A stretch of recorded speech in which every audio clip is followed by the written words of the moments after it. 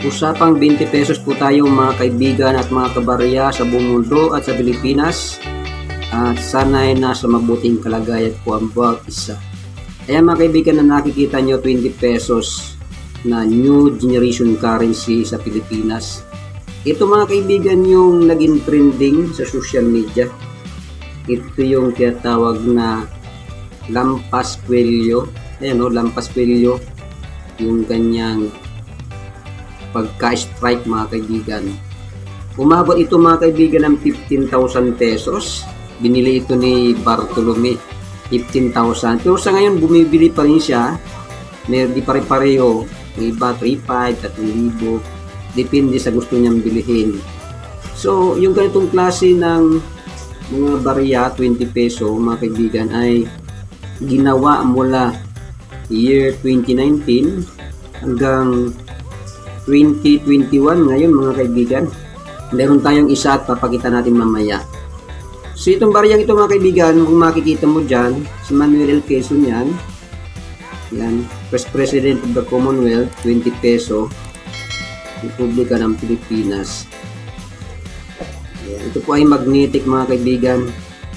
At kung makikita mo sa gilid, meron siyang naka-emboss na BSP, Bangko Sentral ng Pilipinas. Ayan mga kaibigan, yung coin na 20 peso, year 2020 ito mga kaibigan. Sa likod naman, ayan mga kaibigan, makikita mo dyan yung alaman, ayan, nilad. Ayan. Tapos yung logo ng Bangko Sentral ng Pilipinas, saka yung mansion niya. Ayan mga kaibigan. So yung gantong barya mga kaibigan, lalong-lalo na sa mga bago, totoo na mayroon mga nagpo-post nito, nagbebenta, yun yung year 2019, way back year 2019, yung isa noon mga kaibigan ay umabot ng 60 pesos ang isa. Ayan, 60 pesos kasi bagong labas. Pagka bagong labas mga kaibigan ang isang barya o isang pera, matkabahan ka na dahil maraming magbebenta dyan at may bibili ng mahal. Pero pagdating ng panahon, yan po ay nagiging common coins na lang. Ayan yung mga kaibigan ang information regarding sa baryang ito. Kung mayroon kayo nito mga kaibigan, huwag na kayo ma-expect na napakamahal niyan. Meron lang talagang nag-vlog, meron lang talagang nagbebenta niyan. Pero ang totoo sa mga coin collector group sa FB, ito po ay pinagbabawal pong ibenta ito ng BSP, Bangko Sentral ng Pilipinas. Ayan yun mga kaibigan. So, ipakikita ko naman sa inyo mga kaibigan, ito yung year 2021. Yan, ito yung nakakatakot ngayon kasi ito ay bagong labas lang mga kaibigan ng BSP at kay numista.com meron na itong percentage, 3% sa ngayon ang percentage ito. Ibig sabihin meron na silang nakuha nito. Year 2021, dumako naman tayo sa mga vlog sa YouTube, mayroon nang nag-short o short video. Nasa 3 tao na ang nakitaan kung naggawa ng short video ng year 2021 na 20 peso. At yung nag-vlog nakita ko nasa 4 na natawa nag-vlog. Sa kaibigan ko, yung ating fellow followers sa ating YouTube channel mga kaibigan, mayroon daw siyang 5 na year 2021 na 20 peso. Mga kaibigan, ay may isa ako. Ibig sabihin, merong 5 sa YouTube na may hawak nito. Sa kaibigan kong fellow followers ay may 5 siya. Ibig sabihin, 10 na. May isa ako. Mayroon ng known to excess 2021 na pera ng Pilipinas, new generation currency.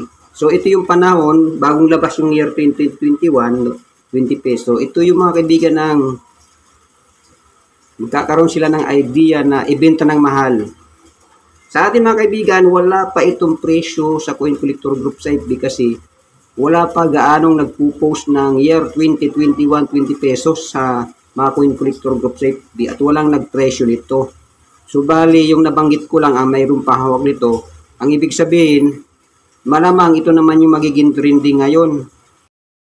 Itong year 2021 20 peso ng Pilipinas in GC series. Dati ang nag-trending itong lampas kwelyo mga kaibigan kasi lampas yung ano niya, strike ng machine.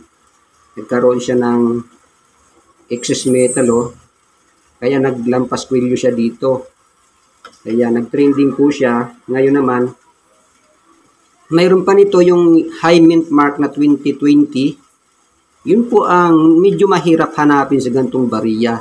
Hindi ko masasabi ito ngayong year 2021 kasi kalalabas lang. Hindi po natin masasabi na yan ay hard to find kasi kalalabas lang mga kaibigan ng bariyang ito. Ang ibig ko sabihin mga kaibigan, mag-ipon na kayo nito kung wala pa kayo nito. Mag-ipon na kayo, baka mamaya, konti lang pala ang nilabas ni BSP nito sa circulation, ay magmahal nga ito. So, pasigurado lang kayo, baka konti lang nilabas ni BSP para meron kayong kopya. Mas maganda mga kaibigan, yung kondisyon ng barya yung mga iniipon, yung talagang binibili ng mga coin collector, yung katulad dito, UNC, Brilliant Uncirculated. Ayan, ganyan ang kondisyon ng binibili ng mga coin collector. Ito, AU, almost uncirculated pa rin. At ingatan nyo yung mga ganitong klase ng barya kasi ito ay madaling masira ng environment mga kaibigan. Madali siyang masira mga kaibigan. Pag tinamaan siya ng asido, nangingitim na siya. So once again mga kaibigan, ang baryang ito, yung 2020, yung 20 pesos at 2019, sa totoong local buying ng Pilipinas, ay hindi po ito binibili. Mayroon lang mga nagbebenta, siguro mayroon talagang gustong bumili, ay may bumibili. Kaya kung napanood mo itong video ito, huwag kang basta magpo-post kasi baka mabuli ka or magtawanan ka sa group ng mga coin collector group sa FB. At ito nga sinasabi kong bagong tuklas, bagong labas na 2021, 20 peso in GC series. Ito yung hanapin mo ngayon na baka isang araw mag-trending at konti lang pala ang ginawa ng BSP, Bangko Sentral ng Pilipinas, ng coin na ito. Marami pong salamat sa pagsubaybay sa aking channel and don't forget to subscribe. God bless you all. Bye-bye!